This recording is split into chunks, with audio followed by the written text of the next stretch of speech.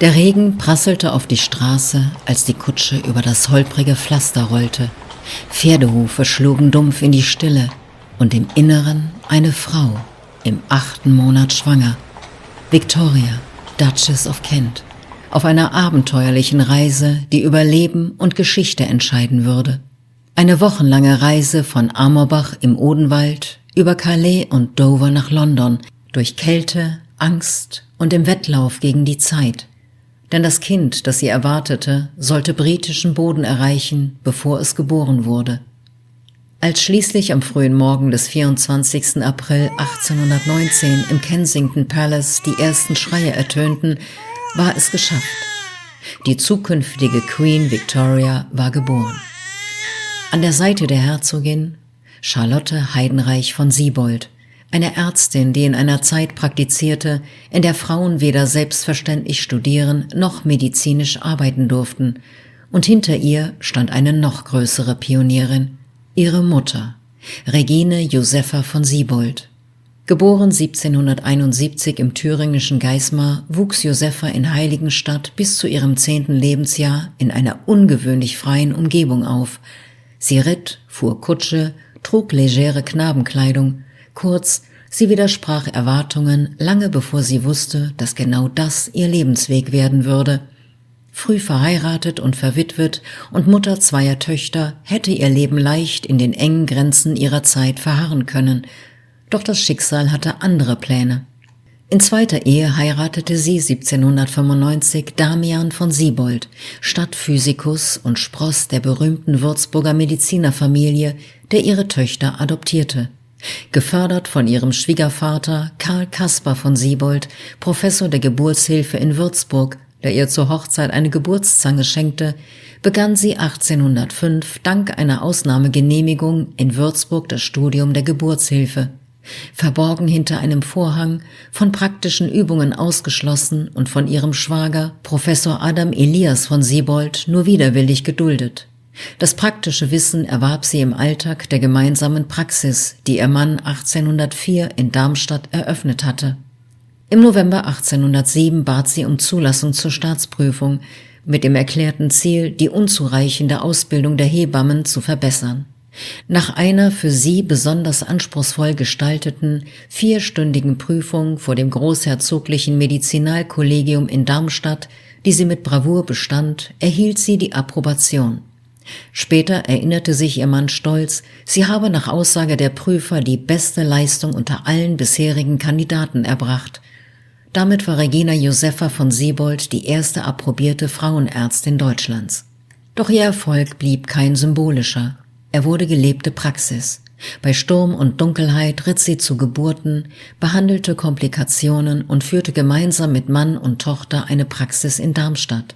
Sie war bekannt für ihre Entschlossenheit und ihren unerschütterlichen Einsatz gegen Armut und für das Wohl ihrer Patientinnen. 1815 erhielt sie die Ehrendoktorwürde der Universität Gießen, eine außergewöhnliche Anerkennung in einer Zeit, die Frauen systematisch von akademischer Bildung ausschloss, fast ein Jahrhundert bevor ihnen reguläre Studienwege offen standen. Ihr Wissen gab sie weiter.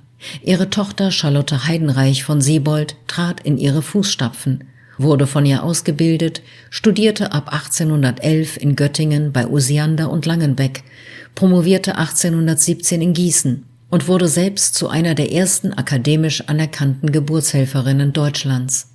1845 richtete sie in Darmstadt ein Geburtshaus für arme Bürgerinnen ein. 1854 erhielt sie als einzige Frau das Ritterkreuz des Verdienstordens Philipps des Großmütigen. Die Szene im Kensington Palace ist daher mehr als eine königliche Geburt. Sie ist ein Symbol. Während eine zukünftige Königin das Licht der Welt erblickt, steht an ihrer Seite eine Frau, die auf ihre eigene Weise Geschichte schreibt. Der Lebensweg dieser beiden Frauen nahm vieles vorweg, was später als Emanzipation bezeichnet werden sollte. Der selbstverständliche Aufbruch auf einem als richtig erkannten Weg, das Beharren auf Bildung und der Mut, dort zu handeln, wo man gebraucht wird, ohne sich von Widerständen verunsichern oder aufhalten zu lassen. Nicht als Programm, sondern als gelebte Praxis. Einfach tun, überzeugen durch Handeln.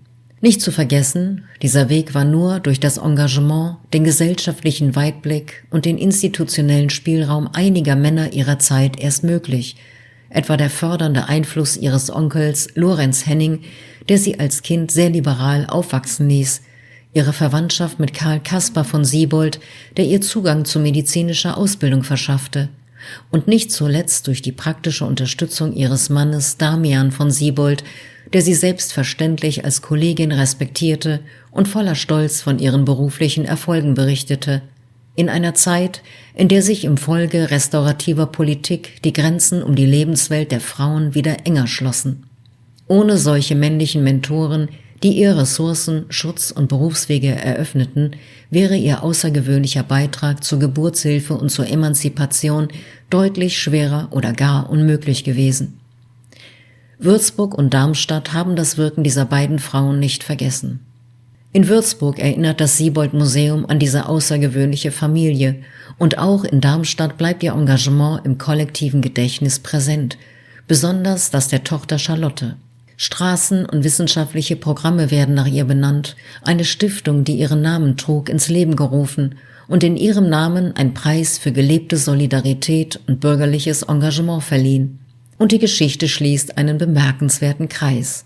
Queen Victoria begegnete Charlotte Heidenreich von Siebold im Jahr 1845 persönlich und würdigte mit großer Bewunderung die deutsche Frauenärztin, die einst bei ihrer Geburt anwesend war und die, auf beinahe wunderliche Weise, auch ihrem Gemahl Albert dabei half, das Licht der Welt zu erblicken. Wollt ihr noch mehr erfahren über die faszinierende Geschichte des 19. Jahrhunderts? Dann liked das Video und abonniert den Kanal.